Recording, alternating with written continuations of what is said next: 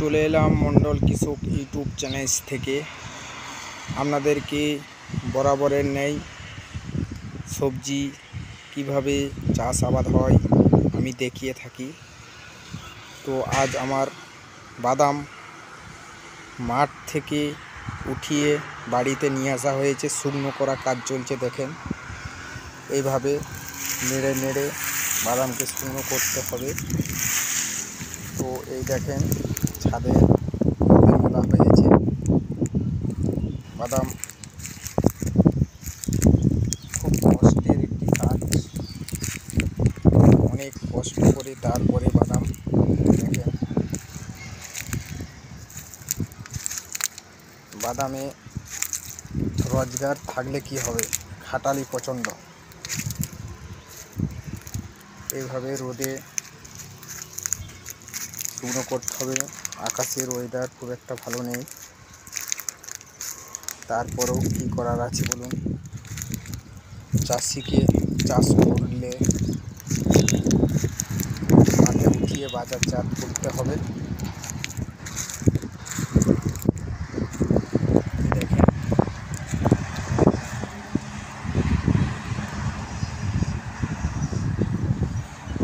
এইভাবে শুকনো করা হয়েছে। পাতলা করে মেলার কারণে এই মালগুলো শুকনো করা এখনো যাচ্ছে না। এইগুলো একটু পাতলা করে মেলা হয়েছে। খারাপের কারণে ওয়েদার অনেক খারাপ, সেই জন্য বাদামগুলোকে পাতলা করে মেলা হয়েছে।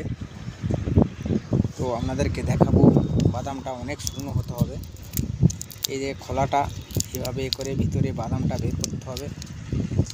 বের করার পরে এই যে এই খোসাটা, এই উপরে একটা ছাল আছে, এই ছালটি যখন ছেড়ে যাবে তখন বাদামটি ম্যাচুরিটি হবে, বাজারে বিক্রি হবে।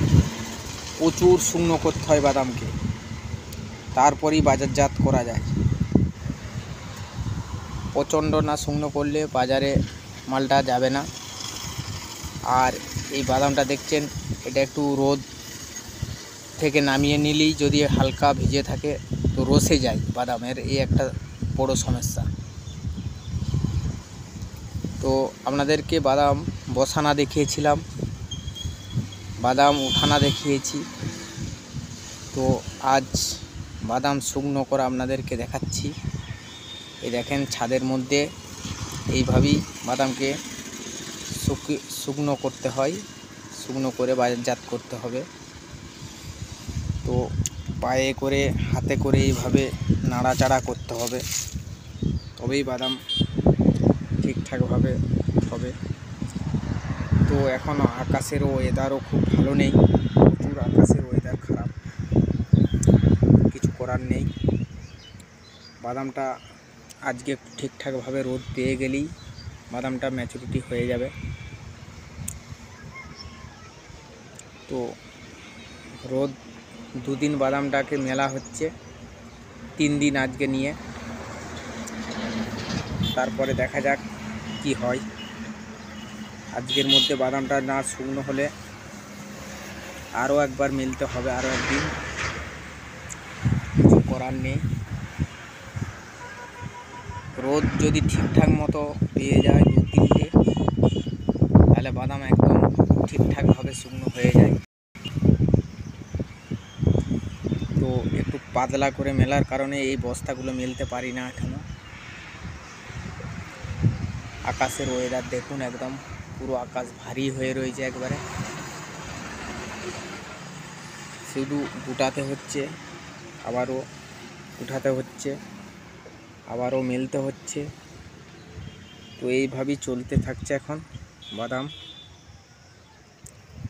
তো ভিডিওটা আর বেশি লম্বা করব না। ভিডিওটা ভালো লাগলে আমার এই মণ্ডল কৃষক ইউটিউব চ্যানেলটিকে সাবস্ক্রাইব করে পাশে থাকবেন, সাথে থাকবেন।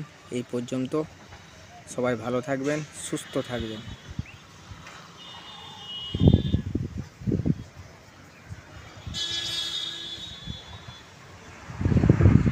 দেখুন চারিপাশের পরিবেশ আমাদের।